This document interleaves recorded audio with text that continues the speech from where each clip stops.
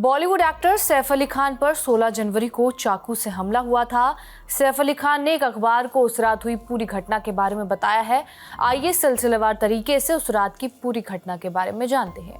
जब सबसे पहले उनसे ये सवाल पूछा गया कि उस रात क्या हुआ, तो सैफ अली खान ने ये जवाब दिया है कि करीना रात को डिनर के लिए बाहर गई थी और मुझे सुबह काम था, इसलिए मैं घर पर ही था। जब वो लौटी तो हमने कुछ देर बातें की और सो गए।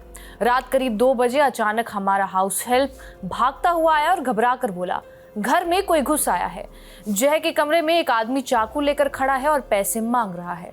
मैं ये सुनते ही उछल पड़ा और बिना सोचे समझे सीधे जय के कमरे की तरफ भागा। अंदर जाकर देखा तो एक आदमी जय के बेड के पास खड़ा था और उसके हाथ में 2 लकड़ियों जैसी चीजें थी।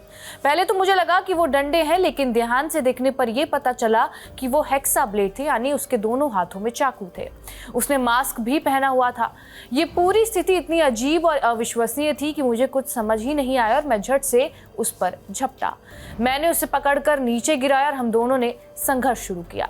इस दौरान वो पूरी ताकत से मेरी पीठ पर वार कर रहा था। मुझे सिर्फ थपथपाने जैसी आवाजें सुनाई दे रही थी। मैं समझ ही नहीं पाया कि क्या हुआ।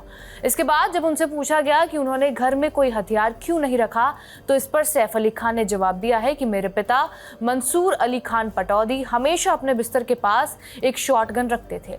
राजस्थान के राजवाड़ों और बड़े घरानों के लोग मुझे मैसेज करके कह रहे हैं कि उन्हें यकीन नहीं हो रहा कि कोई यूं घर में घुस सकता है, लेकिन मैंने हमेशा यही सोचा कि अगर घर में बंदूक होती तो शायद हालात और बिगड़ जाते, कोई बच्चा उसे पकड़ लेता और फिर इससे भी बड़ी दुर्घटना हो सकती थी। इसलिए मैंने मुंबई के घर में कोई हथियार नहीं रखा है। हाँ, कुछ तलवारें हैं, लेकिन वो सिर्फ सजावट के लिए हैं। अब लोग कह रहे हैं कि मुझे हमेशा अपने साथ बॉडीगार्ड रखने चाहिए या फिर सोते समय भी हथियार पास रखना चाहिए, लेकिन मुझे नहीं लगता कि ये जरूरी है, क्योंकि मुझे नहीं लगता कि मैं किसी खास खतरे में हूँ। ये घटना कोई सोची समझी साजिश नहीं थी, बल्कि एक नाकाम डकैती का मामला लगता है। ईमानदारी से कहूँ तो उस आदमी की जिंदगी मुझसे ज्यादा बर्बाद हो चुकी है। अगर मैं दोबारा उस कमरे में उससे मिलता तो पहले लाइट ऑन करता और फिर उसे देखकर पूछता कि पता है मैं कौन हूँ। मुझे लगता है कि तब वो घबरा जाता और कहता, ओह गलती हो गई, गलत घर में घुस आया।